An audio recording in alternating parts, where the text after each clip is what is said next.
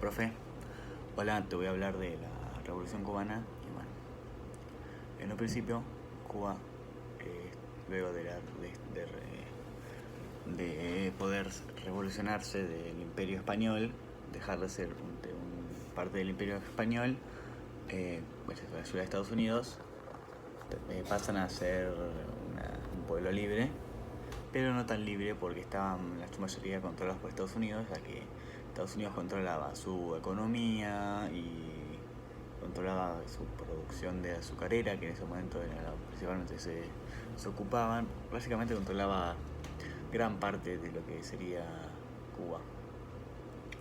Hasta mismo controlaban también su poder político. Hasta que en el 1934 el presidente de Estados Unidos, Roosevelt, permite que Cuba tuviera un poco margen de decisión sobre su política.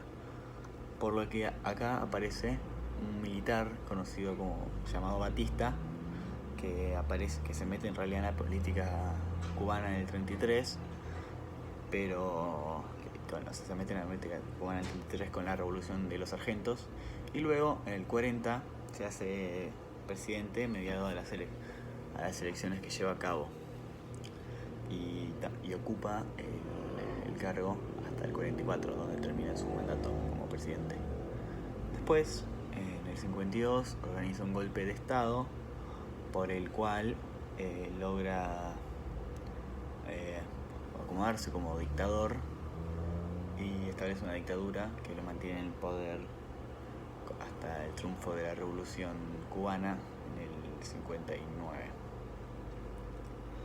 Bueno, en el 53, cuando estaba todavía como dictador Batista, en el 53 la oposición de Batista, que estaba en contra de Batista, que que estaba formado por un grupo de universitarios que estaban liderados por Raúl Castro, Fidel Castro y otros más, organizan un golpe, un ataque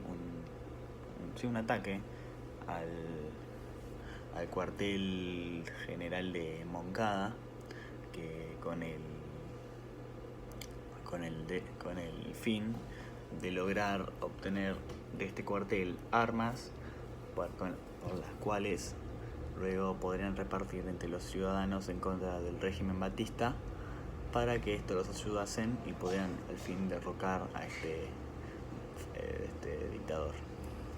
Pero este ataque falla, y al fallar, estos imputados por el ataque son encarcelados, son en su mayoría fusilados, pero algunos son encarcelados y están en la cárcel, pasan 2 años en la cárcel. Pero luego de estos 2 años presos, Fidel y Raúl Castro forman la M26, que es un grupo en contra del grupo revolucionario 26 de mayo, creo que se llama, Revolución 26 de mayo, se llama, me parece, no recuerdo bien el nombre, pero bueno, son tan conocidos como el M26. Y estos M26 se exilian a México, en donde son entrenados con guerrillas, y junto a otros jóvenes de Latinoamérica preparan finalmente su plan para poder obtener el poder del gobierno, obtener Cuba y liberar a Cuba de este dictador Batista. Y piensan volver a Cuba, regresar a Cuba y parar en Sierra Maestra en un barco conocido como el Granma. Pero Batista logra desmantelar su plan y ataca su bote, pero Fidel y Raúl Castro, entre otros también, logran huir a Sierra Maestra, en Cuba. Desde Sierra Maestra comienzan a unificarse con los demás grupos opositores de las grandes ciudades como La Habana, entre otras ciudades importantes de Cuba, y juntos logran de a poco ir derrotando al ejército batista, haciendo que al fin huya de la isla y que la revolución salga victoriosa.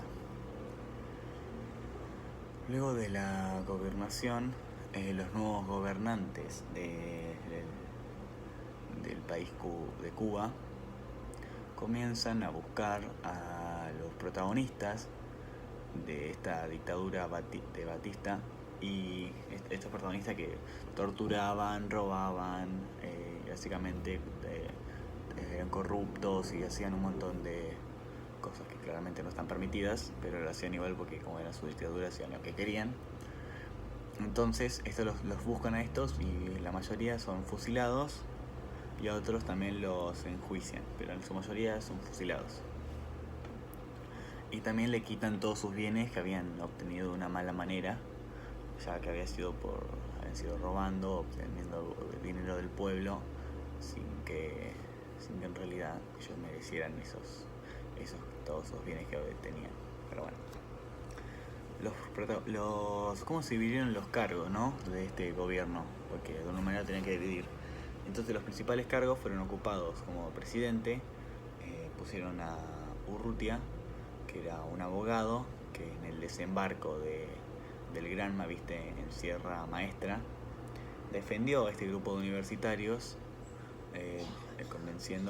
convenciendo a Batista y a su régimen que estos no debían ser detenidos y tampoco ser enjuiciados, ya que estaban en su derecho de oponerse a un gobierno dictador que estaba establecido en la Constitución del 40. Y Urrutia nombra a Miro Cardona como su primer ministro, que era presidente de la escuela de abogados que estaba ubicada en La Habana, que era una importante escuela de abogados. Y en febrero, gracias a unas diferencias que tuvo con el presidente Urrutia, decide renunciar y en su lugar lo toma Fidel Castro. Luego, en julio, cuando Urrutia quiso llamar a elecciones, Fidel Castro no le gustó esta idea y lo destituyó. Y en su lugar, el presidente, donde se encontraba Urrutia, lo pone a Dorticós Torrado, el cual estuvo en el cargo hasta el 76, cuando Fidel lo sustituye. Luego de que Fidel destituyera a Urrutia, a Urritua, las clases burguesas, a Urrutia, se me confunde el apellido. Las clases burguesas que estaban en contra de Fidel se opusieron, pero se opusieron a este gobierno de Fidel, que estaba básicamente liderado por Fidel, se opusieron y tuvieron que ser exiliados a Estados Unidos, principalmente a Miami, donde junto al gobierno norteamericano le comenzaron un grupo en contra del mandato de Castro, queriendo hacer lo que sea para poder finalmente destituirlo. Las medidas que tomó Estados Unidos a partir de la Revolución Cubana fueron, primero, un bloqueo económico en donde Estados Unidos no tenía permitido comerciar con Cuba y ningún